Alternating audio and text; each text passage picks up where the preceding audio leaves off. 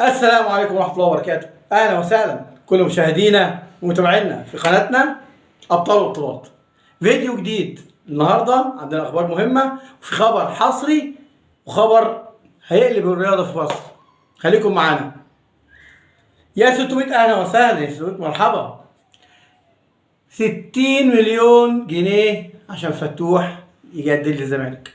ده خبر أكيد من مصادر موثوق فيها من جوه نادي الزمالك. عرضوا عليه 20 مليون ما وافقش، 30 مليون ما وافقش، قالوا عايزين 60 مليون جنيه زي هدية تعاقد.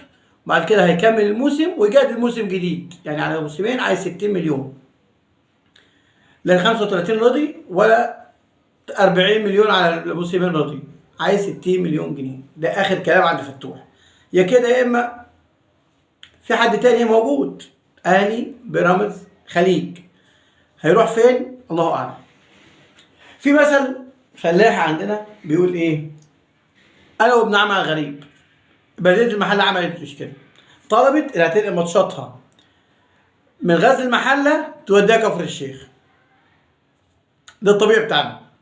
عشان نكمل اخبارنا، قناتنا اشتركوا فيها. لو انت مش مشترك دوس على زر الجرس وفعل اشتراكك معانا عشان تتابع كل جديد عندنا وحصرياتنا الكتير ان شاء الله. في خبر جميل طبعا، ربنا يعني يكون في عون اخواتنا في فلسطين وكل الدعم وكل دعواتنا ليهم. نادي الزمالك في كرة اليد المحترفين رفعوا علم فلسطين وهتفوا لفلسطين الجمهور الجميل، وكمثل برضه جمهور الاهلي في ماتش كرة السلة في البطولة العربية رفع علم فلسطين وهتف لفلسطين. رسميا مصر هي اكبر دولة مشاركة في اولمبياد باريس ان شاء الله. 9 العاب باكبر عدد من المشاركين. مش كده وبس، مصر تتميز ان شاء الله. ان شاء الله هيكون اكبر بعثة واكبر جالية في البطولة عندنا باذن الله تعالى. في لقاء بيتعامل مع سيد نيمار لاعب الزمالك اللطيف، الاستاذ سيف زاهر بيساله زيزو، قال له لا زيزو مكمل ان شاء الله وهيجدد في الزمالك، مش هيروح في حته ثانيه، موجود معانا مش هيروح في حته. طب فتوح؟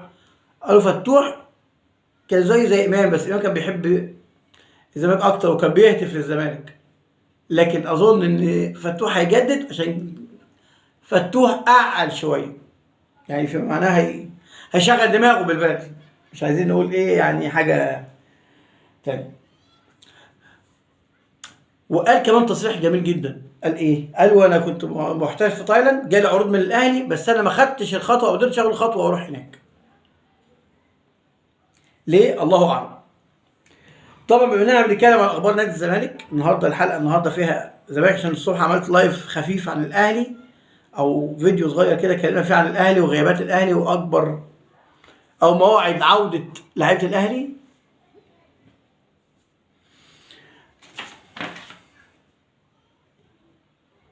رسميا الاهلي يتفوق على السيتي وعلى كل انديه العالم. خبر مهم جدا، الاهلي يتفوق على السيتي من حيث فوز مباريات الفريق في كل البطولات عن عام 23. الاهلي 37 مباراه 53 ماتش، السيتي 35 مباراه في 48 ماتش.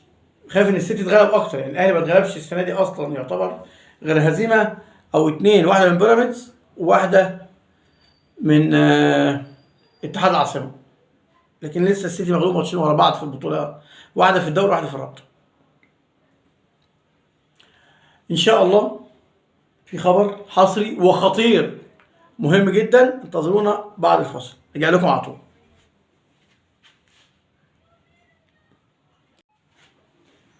ورجعنا بعد الفاصل ومعاكم احمد زيكو على قناتكم ابطال البطولات. لو انت مش مشترك اشترك معانا، فعل زر الجرس هيصل كل جديد طالع حصرياتنا. خبر بمليون جنيه، الاستاذ عمر هريدي، انت يا ولد اتكلم كويس وبادب. هو ده البيه ابن البيه، بيقول لك حسين لبيب زور اوراق اعتماد ليه واوراق رسميه موجوده في اتحاد كره اليد علشان يقدر يمارس عضويته في نادي الزمالك. مش كده وبس، ان هو كمان عضويته اصلا في النادي غير شرعيه. وبيقول طبعا التصريح العريض الكبير، انا ممكن في منت اسدد كل غرامات الزمالك واغير واحل مشاكل كل الزمالك واغير تاريخ الزمالك، او فيما معناه اغير وضع الزمالك الحالي. ازاي في منت دي الله اعلم، دي بتاعته هو بقى مش بتاعتنا. طبعا احنا يعني نقدر نقول ايه، الرئاسه في الزمالك فكره مش شخص، الفكره لا تموت، كله بيهيس. زي ما كان مرتضى زمان بيقول تصريحات انا الذكر وانا البطل وانا الحاجات اللي كان بيقولها دي، وفي الاخر برضه كان بيتحبس وياخد على عينه لسياسته الخاطئه اللي احنا كلنا كمصريين كنا كارهينها.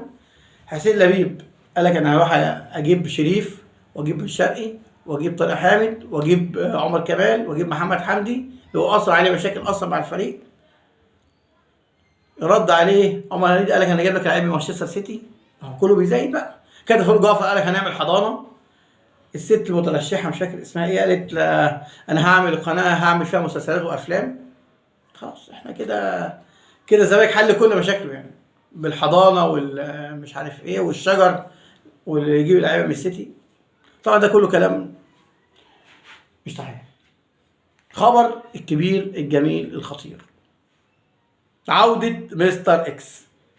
عودة مستر اكس اللي احنا كلنا عارفينه.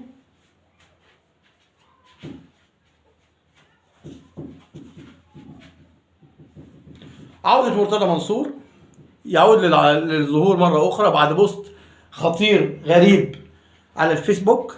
بيقول لك أنا هرجع وكل الناس المترشحة دي هطلع يعني ورق ووثائق تثبت إن الناس دي فاسدة ولا يصح ولا يجوز إن هم أصلا يترشحوا. في 9 من المترشحين حاليا كانوا في اللجنة السابقة اللي ضيعت النادي أو كانوا مترشحين في المجلس اللي كان من 2 سنين. يعني نقدر نقول وما زال النيل لا يجري. مشاكل، مؤامرات، حروب، دسائس، حاجات كتير بتتعمل في نادي الزمالك. طبعا انا اهلاوي بس بحترم نادي الزمالك، لكن مش عاجبني اللي بيدور فيه. والبوست ده اللي عملته على الفيس والنهارده الفيديو اللي عملته النهارده برضه بيتكلم عن نفس الموضوع. مش معقول نادي الزمالك يبقى كل واحد يقدر يخبط فيه شويه وكل واحد يقول اي كلام وخلاص. نادي كبير، نادي عظيم، يعني نقدر نقول فيما لا يختلف ان احنا القطب الثاني في الكره المصريه بعد الاهلي نادي الزمالك، لكن اللي احنا بنقول عليه اللي معمول ده مش كوره. انتوا كده بتدمروا الكوره يا جماعه، كده بتدمروا الكوره. خليكم معانا، راجع لكم فيديو جديد وحصريات تاني واخبار سريعه، خليكم معانا.